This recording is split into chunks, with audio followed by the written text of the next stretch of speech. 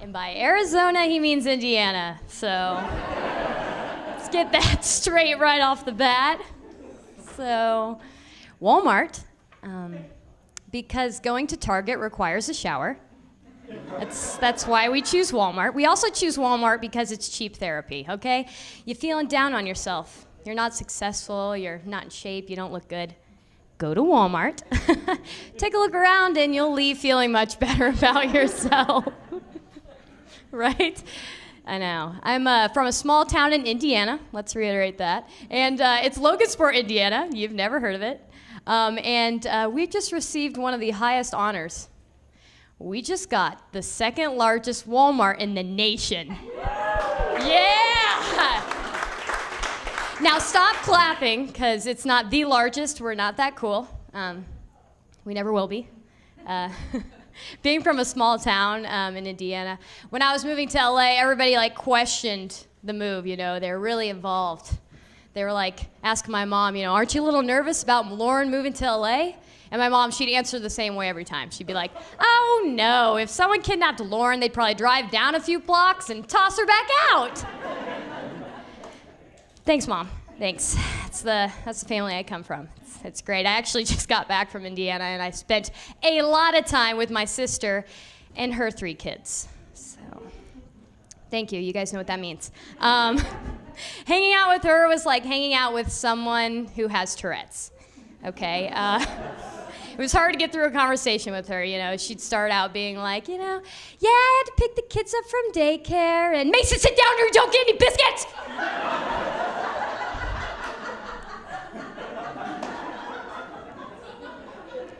And yeah, then we had to stop by Dad's office, say, hey, no popsicles for anyone! How's LA? She didn't even notice or anything about the outburst. She just kept on going through every conversation we had. And every time she'd yell, I'd be like, ah.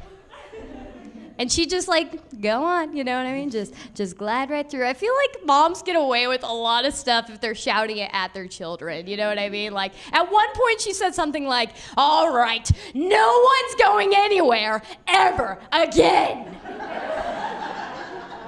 It's the most empty threat ever, and all the kids are like, no, we're sorry.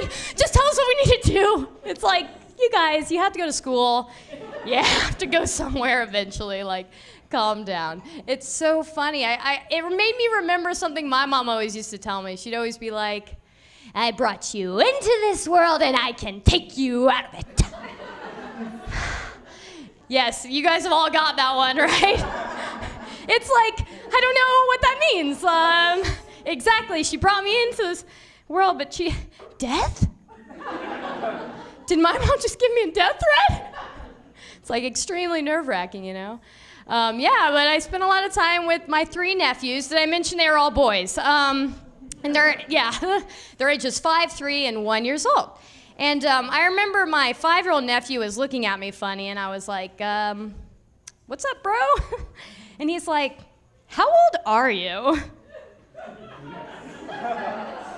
And I was curious. I'm like, how old do you think I am? He's like,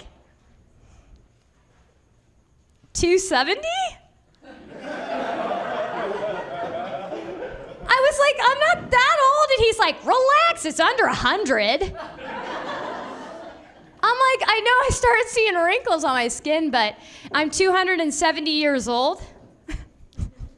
It's very upsetting, guys. It's very disheartening to hear that from somebody, even though he's only 5.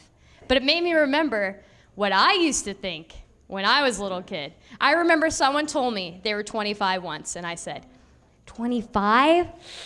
Do you have grandkids? I said that. I was like, gosh, I was the worst. Seriously. And then later on that day, I remember I went to the bathroom and tried the door handle, and it was locked. And I was like, what the?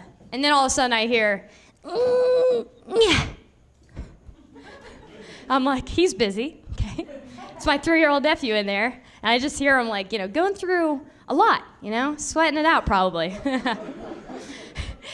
Once he gets out, he walks right up to me and he's like, today my poop looked like a penis. like, it's pretty accurate, but but also made me worry because I was like, what's it look like on other days? You know? I was like, good, that's great. And then I remember as it was like starting to get around 8 o'clock, my sister's like, oh, I gotta put Ashton to bed, which is my 1-year-old nephew. He's a ginger baby, so he's very special to my heart. Obviously, gotta keep those close. And she's like, we need a book to read to him. He likes that. I'm like, most 1-year-olds like that, but okay, I'm in. And she's like, oh, I can't find one anywhere. Oh, this'll do. And she grabs the Indiana State Fair program. The Indiana State Fair program of events. She walks into the room, and I hear her say things like, the swine barn is located at the West Pavilion. Cool. I'm like, oh no. I come from a family that's ghetto. This is what this is. This is what this is. She moves on. I hear her say something like, new this year, the colossal grilled cheese sandwich. 3 breaded mozzarella sticks stuck between 2 slices of Swiss cheese, stuck between 2 slices of cheddar cheese, all pressed between 2 slices of sourdough bread, with a salted caramel milkshake to boot. Sounds yummy. I'm like, sounds like diarrhea. I mean, you don't have to be lactose intolerant, and you'd have uncomfortable pain after that. That's all I'm saying, right? I mean, Indiana, like, that's new this year, like, that's what you're promoting. Okay, that's Indiana for you. They have crazy food like that, deep fried, whatever you want, deep fried your finger, I don't know, you know? And they also have very conservative rules, okay? I remember in middle school, they had this rule about shorts, that you couldn't wear shorts shorter than your fingertip length with your arms next to your sides. That was a rule. That's not an inches rule. That's a rule about your genetics, your arm length. And unfortunately, I was born with the longest arms, I swear, because my shorts had to be this length. They don't make shorts that length, people. They don't make shorts that length.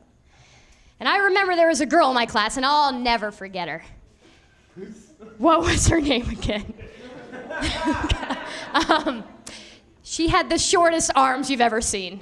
Oh, she had the shortest arms. She looked weird in person, but for the shorts rule, came in handy, okay? And she'd come to school with like the shortest shorts you've ever seen, like barely any jean material was there, okay? She'd walk up in school being cool, and the teachers would see the jean material. They'd make eye contact with the jean material, and they'd say, hey, hey, hey, hey, put your arms at your sides. She'd legit put her arms at her sides. They were here, and she was free to go, okay? I came to school with the longest shorts I could find at Walmart, okay? I know, Walmart, anyways. And they were to here, which you guys know is long and Walmart length, okay?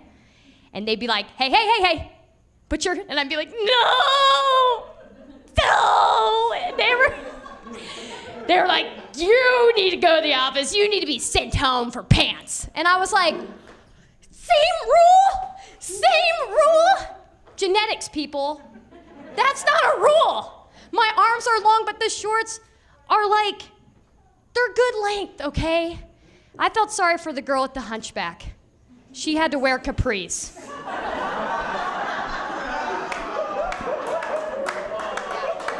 Yeah. I'll leave you with this. Speaking of clothes, follow me on this. Have you ever gotten out of the shower at like 4 or 5 p.m. and wondered, do I put on pajamas or regular clothes? Is it too early for PJs? Or is it too late for regular clothes? And it's that fine line you gotta dance. It's very difficult for me. That's all I wanted you guys to know. That's my time. Thanks, guys.